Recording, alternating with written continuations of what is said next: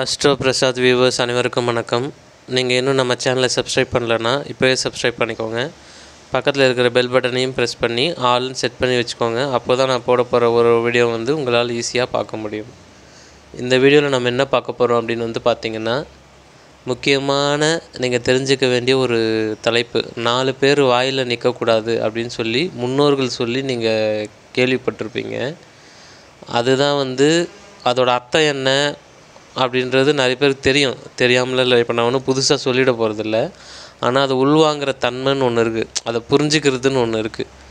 அதாவது அறிவு, அதுக்கப்புறம் சித்தம், ஞானம் அப்படின்னு சொல்லுவாங்க. அதாவது ஒரு விஷயத்தை நீங்கள் கேட்குறீங்க அப்படின்னா அது முதல்ல அறிவு டேட்டாவாக போய் உக்காரும் உங்கள் மூளையில். அதையும் தாண்டி மனமாக இருக்கும், அதுக்கப்புறம் சித்தமாக இருக்கும். சித்தம் தெளிஞ்சிச்சின்னு சொல்லுவாங்கள்ல, அந்த மாதிரி சித்தத்தில் போய் உக்காந்துருச்சு அப்படின்னா அது செயல்பாட்டுக்கு வந்துடும். அந்த மாதிரி தான் இப்போ 4 பேர் வாயில் நிற்காதீங்க அப்படின்றத சொல்கிறதோட அர்த்தம் பார்த்திங்கன்னா, தனுசு ராசிக்காரர்களாகிய நீங்கள் நிச்சயமாக தெரிந்து கொள்ள வேண்டும். அதாவது ஒருத்தர் இப்போ 4 பேர் உங்களை திட்டுறது மட்டும் 4 பேர் வாயில் நிற்கிறது கிடையாது. உங்கள் வாயிலே 4 பேர் நிற்கக்கூடாது. அதாவது இதை நெகட்டிவாக நம்ம யூஸ் பண்ணவே கூடாது அப்படின்றது தான் அர்த்தம். தனுசு ராசிக்காரங்க நிறைய பேர் நான் பார்த்துருக்குறேன். ஒன்று எல்லாருக்கிட்டையுமே திட்டு வாங்கிட்டு இருப்பாங்க, முக்கியமாக வீட்டில் இருக்கவங்கள்ட்ட திட்டு வாங்கிட்டே இருப்பாங்க. இல்லைனா இவங்க யாரையாவது குறை சொல்லிக்கிட்டே இருப்பாங்க. ஓகேங்களா? இந்த ரெண்டுமே பார்த்திங்கன்னா 4 பேர் வாயில் நிற்கிறதா தான் அர்த்தம். அது ஒன்று உங்கள் வாயில் 4 பேர் நிற்கிறாங்க, இல்லைனா 4 பேர் வாயில் நீங்கள் நிற்கிறீங்க. இப்போ ஒரு எக்ஸாம்பிள் சொல்கிறேன். உங்கள் வீட்டில் யாரோ ஒருத்தருக்கு உங்களுக்கும் செட் ஆகலை அப்படின்னா அவங்கள விட்டு தாராளமாக விலகிறது தான் நல்லது. அதாவது எப்படின்னா, சண்டை போட்டு விலகிறது, நான் கோச்சிப்பேன், இனிமேல் உங்ககிட்ட பேச மாட்டேன், அப்படி கிடையாது. ஓகேங்களா? இப்போ ஒருத்தர்கிட்ட உங்களுக்கும் அவங்களுக்கும் செட் ஆகலை அப்படின்னா தேவையில்லாத பஞ்சாயத்து வச்சுக்காமல் இருக்கலாம். அதாவது நெக்லெக்ட் பண்ணலாம், கண்டுக்காமல் இருக்கலாம். நீங்கள் உங்கள் வேலையை பார்த்துட்டே போயிட்டே இருக்கலாம். அதை விட்டுட்டு ஒன்று அவங்கக்கிட்டேயே உட்காந்து அவங்களக்கிட்ட திட்டு வாங்கிட்டே இருக்கிறீங்க. அப்படி இல்லை அப்படின்னா நீங்கள் தனியாக போய் நின்றுக்கிட்டு அவன் என்னை இப்படி பண்ணிட்டான், அதாவது அது வீட்டில் இருக்கவங்க கூட சொல்கிறேன். நான் அம்மா முதல் கொண்டு சொல்கிறேன், அப்பா முதல் கொண்டு செட் ஆகலைன்னா செட் ஆகலை தான். இப்போ அவங்கள நீங்கள் மாற்றவே முடியாது. ஓகேங்களா? ஒருத்தரோட கேரக்டரை நீங்கள் எப்பயுமே மாற்ற முடியாதுங்க. நீங்கள் என்ன பரிகாரம் பண்ணாலும் சரி. ஓகேங்களா? இப்போ தோஷம் இருக்குது, நமக்கு அந்த விஷயங்கள் கை கூடலை அப்படின்னா அதுக்கு பரிகாரம் பண்ணி நீங்கள் ஒரு வழிக்கு கொண்டு வர முடியும். ஆனால் கேரக்டர் வைஸ் அப்படின்னு பார்க்கும்போது, குணநலன்கள்னு பார்க்கும்போது அவங்களா தான் பக்குவம் அடையணும். இது நீங்களாக இருந்தாலும் சரி, நானாக இருந்தாலும் சரி, அவங்கவுங்கள யாராக இருந்தாலும் அந்த குணநலன்களை நீங்கள் மாற்றவே முடியாது. அவங்களே அடிபட்டு சில பேர் ஒரு வாட்டி பட்டு திருந்திடுவாங்க, சில பேர் 2 வாட்டி பட்டு திருந்துவாங்க, சில பேர் 1000 முறை பட்டால் தான் திருந்துவன்னு உக்காந்துட்டு இருப்பாங்க. ஸோ அந்த மாதிரிலாம் படப்பட தான். ஓகேங்களா? ஆடி காற்று அம்மியும் நகரணுவாங்க. அந்த மாதிரி எத்தவொடனே நகர்ந்துருமா கிடையாது. பட கொஞ்சம் கொஞ்சமாக மாற்றங்கள் நிகழும் அவங்க மனசில். ஸோ அந்த மாதிரி தான் நீங்கள் ஒருத்தரை அது அவங்களா தான் மாறுவாங்களே தவிர்த்து நீங்கள் போய் ஒருத்தரை மாற்றவே முடியாது. உங்களுக்கு செட் ஆகிறவங்களோட எந்த பிரச்சனையுமே இல்லை, தாராளமாக டைம் ஸ்பெண்ட் பண்ணலாம்.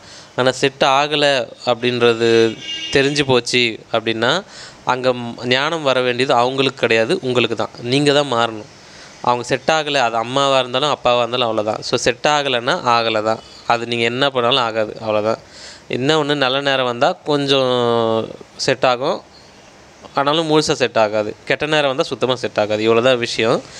இதில் நீங்கள் தெரிஞ்சுக்கிட்டு என்ன பண்ணணும் அப்படின்னு கேட்டிங்கன்னா, இப்போ அவங்க செட் ஆகலை அப்படின்னா, சரி ஒரு எக்ஸாம்பிளுக்கு அம்மாவோ அப்பாவோ இல்லை கூட பிறந்தவங்களோ உங்களுக்கு செட் ஆகலை அப்படின்ற பட்சத்தில் அவங்கள விட்டு மொத்தமாக விலகிறது கரெக்டானு கேட்டால், அப்படி விலக சொல்லிடுறேன்னான்னு கேட்டால் கிடையாது. அப்படி விலகக்கூடாது. இது எப்படின்னா, அவங்களுக்கு என்ன வேணுமோ அதை செஞ்சுட்டா அவங்க அமைதியாக தானே இருக்க போகிறாங்க. அவங்கள போட்டு நம்ம எதுவும் இது பண்ண போகிறதில்ல. புரியுதுங்களா? ஒரு தெளிவுக்கு வந்துடுறது, உங்களால் இதுதான் செய்ய முடியும், இதுக்கு மேலே உங்களால் செய்ய முடியாது. ஸோ ஒரு தெளிவு நீங்கள் கொடுத்துட்டீங்க அப்படின்னா அவங்க ஆஃப் ஆகிடுவாங்க. அவங்கள ஒரு ஆளாக மனுஷனாலாம் பார்க்காதீங்க, அவங்க ஒரு மனசாக பாருங்கள். ஓகேங்களா? அவங்களும் ஒரு மனசு தான். அந்த மனசுக்கு என்ன வேணுமோ அதுக்கான பதிலை நீங்கள் கொடுத்துட்டீங்க அப்படின்னா அவங்க ஆஃப் ஆயிடுவாங்க. தேவையில்லாமல் அவங்க வாயில் நீங்கள் நிற்க மாட்டீங்க. அதே மாதிரி நீங்களும் புரிஞ்சுக்கிட்டு தான் இந்த பண்ண முடியும். அவங்க நமக்கு எப்போவுமே செட் ஆக மாட்டாங்க அப்படின்றது புரிஞ்சுக்கிட்டு என்னன்ற அளவுக்கு அவங்கள மெயின்டைன் பண்ணுறது அப்படின்றது தான் மிக முக்கியமானது. ஸோ அப்படி பண்ணிட்டீங்க அப்படின்னா என்ன ஆகும் அப்படின்னா, உங்களுக்கு இனம் புரியாத நிம்மதி அப்படின்றது வந்துடும். ஏன்னா நீங்கள் அதை அதுவாகவே ஏற்றுக்கொள்ளுன்னு சொல்லுவாங்க சித்தர்கள். அதாவது அதை அதுவாகவே ஏற்றுக்கொள்ளணும்னா அக்செப்டன்ஸ். ஓகேங்களா? நீங்கள் அதை வந்து ஒரு இது இவ்வளோ தான் இறைவன் வந்து நமக்கு அதை தான் கொடுத்துருக்கிறாரு. அதை இறைவன் எதன் அடிப்படையில் கொடுத்தாருன்னா நம்ம கர்ம ரீதியாக ஒரு அடிப்படையில் வந்து இதை தான் வகுத்து வச்சுருக்காருன்னா அது அவ்வளோதான் கிடைக்கும். ஓகேங்களா? ஸோ அதாவது உடம்பு ஃபுல்லாக எண்ணெயை தடவிக்கிட்டு மண்ணில் புரண்டாலும் ஒற்றை மண் தான் ஒட்டுன்னு சொல்லுவாங்க. ஸோ அந்த மாதிரி இதுக்கு முன் ஜென்மங்களில் இந்த ஜென்மத்துக்குள்ளே இதுக்கு முன்னாடி கூட நம்ம என்ன பண்ணியிருக்கோமோ அதுக்கேற்ற மாதிரி தான் வந்து விடியும் அப்படின்றதுனால அது செட் ஆச்சுன்னா ஓகே. செட் ஆகாதவங்கள அவங்க வந்து விலகிறது தான் நல்லது. சரிங்க சார், யாருமே செட் ஆகலை, நான் என்ன சார் பண்ணுறது அப்படின்னு வந்து கேட்டிங்க அப்படின்னா நிச்சயமாக அதையும் ஏற்றுக்கொண்டு தான் ஆக வேண்டும். இப்போ செட் ஆகாதவங்க யாருன்னு விலகி தனியாக போகிறது தான் நல்லது. உங்களுக்கு யார் செட் ஆகுவாங்களோ அவங்களோட பயணம் பண்ணுறது தான் நல்லது. யாருமே செட் ஆகாமல் சுத்தமாக இருக்கிறதுக்கான வாய்ப்புகள் மிக குறைவு. அப்படி இருக்குது அப்படின்னா உங்கள்கிட்ட தான் மாற்றங்கள் நிகழணும்னு அர்த்தம். ஏன்னா நீங்கள் தான் தப்பாக இருக்கிறீங்க அப்படின்னு அர்த்தம். தேவையில்லாத எதிர்மறை எண்ணங்களை வளர்த்து கொண்டு இருக்கிறீர்கள். அதாவது தேவையில்லாத விஷயத்த நீங்கள் தான் பிடிச்சிட்டு இருக்கீங்கன்னு அர்த்தம். விட்டால் போய்டும், நீங்கள் நிம்மதியாக இருக்கலாம், ஆனால் விடமாட்டேன்னு உட்காந்துட்டு இருக்கீங்க அப்படின்னு அர்த்தம்.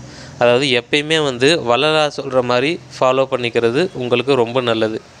அதாவது எப்படின்னா வள்ளலாரை கொண்டு போய், அதாவது ராமலிங்க அடிகளார்னு சொல்லுவோம் இல்லையா, வள்ளலாரை வந்து ஸ்கூலில் கொண்டு போய் சேர்த்தாங்களாம். ஸ்கூலுக்கு கொண்டு போய் சேர்த்தா அதில் ஒரு பாடல் வரும் இல்லையா, ஓதாமல் ஒரு நாளும் இருக்க வேண்டாம் அப்படின்னு சொல்லிட்டு லைனாக ஒரு 4 வரி பாடல் வரும். அந்த பாடலை வந்து இருக்க வேண்டாம் இருக்க வேண்டாம் இருக்க வேண்டாம்னு வரும் அந்த பாட்டு. அந்த பாடலை வந்து அவர் வந்து என்ன சொல்கிறாருன்னா, அவர் அப்போ தான் 1வது படிக்க வந்திருக்காரு. அவர் சொல்கிறாரு, எனக்கு இந்த பாட்டு பிடிக்கல. அவர் சொல்லாமல் உட்காந்துட்டு இருந்தாராம்.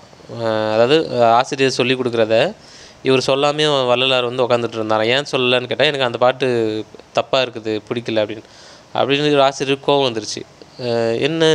என்ன வயசாகுது உனக்கு, அவை பாட்டெலாம் வந்து தப்பாக சொல்கிறீங்க அப்படின்னு சொல்லி கோவம் வந்துருச்சு. சரி நீ கரெக்டாக சொல்லு பார்க்கலாம் அப்படின்னா அவர் வந்து அதை அப்படியே மாற்றி சொல்கிறார். ஓதாமல் ஒரு நாளும் இருக்க வேண்டாம் அப்படின்னா எல்லா நாளும் ஓதி இருக்க வேண்டும் அப்படின்னு சொல்லி மாற்றுறாரு அதை. அதாவது எல்லா நாளும் வந்து செய்யுளை வந்து படிக்கணும் அப்படின்னு சொல்லி பாசிட்டிவாக கொண்டு போகிறார். அதாவது நெகட்டிவாக இருக்கிறத வேண்டாம் வேண்டாம் அப்படின்னு இருக்கிறத வேண்டும் வேண்டும் சொல்லி கரெக்டான விஷயத்த சொல்லி பாசிட்டிவாக கொண்டு போகிறார். ஸோ அந்த மாதிரி தான் இருக்க சொல்கிறேன் நான் உங்களை, என்னையும் சேர்த்து தான். ஸோ அப்போ என்ன ஆகுனா, எல்லாமே நம்ம பாசிட்டிவாக போகும்போது தேவையில்லாத விஷயங்கள் நம்ம தொடவே மாட்டோம். ஃபுல் பாசிட்டிவாக போகலாம். நீங்கள் யாருக்கும் நிரூபிக்க வேண்டிய அவசியம் இருக்காது.